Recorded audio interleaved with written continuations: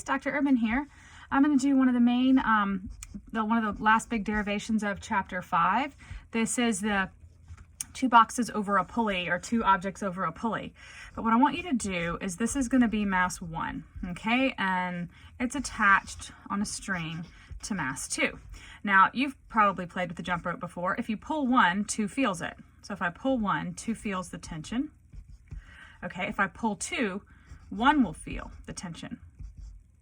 And what we need to remember is that if I pull, or if I move 1, 2 has to move the same way. So the tension is equal.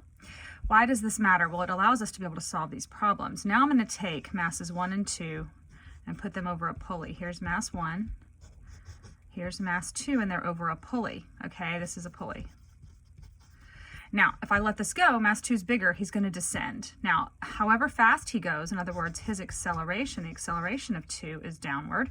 The acceleration of 1 has to be the same magnitude. It's just the opposite direction. So I have this rule that tension 1 equals tension 2. That's one rule. I'm going to call that rule 1. I call the fact that acceleration 1 equals negative acceleration 2, I call this rule 2. And if you remember these 2 rules and you follow the 4 steps of doing these problems, or I think it's like 5 steps actually, you're able to solve these no problem. It does take a little bit of algebra, so I'd like you to practice this a couple of times. So get to the point, watch it through once, practice with me, and then go back and try to do it yourself. So how would we figure out, let's say, I'd like to find acceleration 1. If all the other information is given to me, how do I find acceleration 1? I could ask for either mass 1, mass 2, acceleration 1, or acceleration 2. Let's just say we want to solve it for acceleration 1. How do we do this? So step 1, you're going to do free body diagram each. Okay? Then you're going to sum forces each.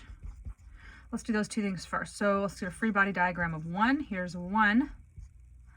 I've got weight 1, which equals mass 1g. I have, on him, I have tension 1. And he's going to ascend, so he's going to have some acceleration 1. Okay? Free body diagram of 2. I have weight 2, which is mass 2g. Okay? And I have, I'm not using the vector symbols just for speed, and I have tension 2, and he's going to have some acceleration 2 in the negative direction. So let's sum 4. Okay, I did the free body diagrams. That's all we have in this. There's nothing in the X. I will do this in a minute, where it's one of these. The pulley's this way. I've got one mass coming across some kind of surface. Okay, that makes it a little more complicated, but we'll do this next. Okay, for now, they just are up. Okay, so sum forces of each. Sum forces 1 equals mass 1, acceleration 1. Do I have acceleration? Yes, it's moving, it's accelerating. If we drop 2, 2's bigger, it's gonna head down, 1's gonna head up, yes. So what are my forces? Well, it's pretty simple. I've got tension up, tension 1 minus weight 1 equals mass 1, acceleration 1. Tension, weight, yep, done. Okay. Leave that there, leave some space below it. Okay, sum forces each. I got sum force for 2. Sum forces 2 equals mass 2, acceleration 2. Is there acceleration? Yes, it's going to descend. So what are my forces? Tension up, weight down. Tension 2 up minus weight 2 down equals mass 2, acceleration 2. Okay, now step 3. Set equal to tension. So I'm going to set this equation equal to tension. Basically, I'm going to move weight to the other side. Tension 1 equals mass 1, acceleration 1 plus weight 1. Box it. Okay? Set this equal to tension. Tension 2 equals mass 2, acceleration 2 plus weight 2. Box it.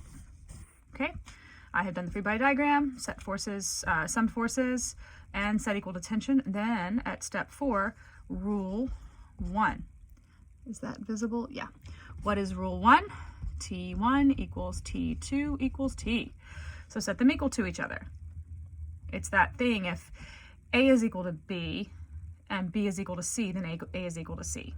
So the tension in this rope, the tension here, it has to be equal to the tension here because at the top they are connected. I pull, he feels, I pull here, he feels, okay?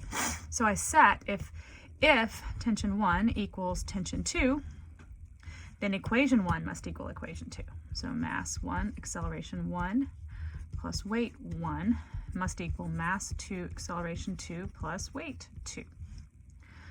Okay, then for expand equation, if you haven't already done that, which means put in what weight is, mass 1, acceleration 1 plus mass 1g, which is what that is, equals mass 2, acceleration 2 plus mass 2g. Here is what I call the master equation. Box that. Expand the equation. This is my master.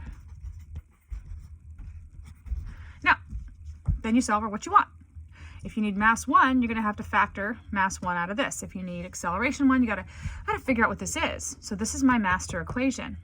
Now, I got to solve it for something. I haven't applied rule 2 yet. So I'm going to take my master, I'm going to apply rule 2, which is acceleration 1 equals negative acceleration 2. I'm going to apply that. So I'm going to bring my master equation down here.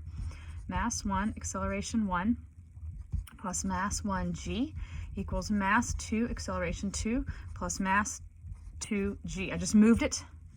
I am going to red pen. Everywhere I have this, I'm going to sub in this. So right here, okay, negative. So the whole term becomes negative. Negative mass 1, acceleration 2. Oh wait, I'm sorry. I was solving for acceleration 1. My bad. So, well, we'll just solve for acceleration. It doesn't matter. You can solve for anything. Okay, acceleration 2.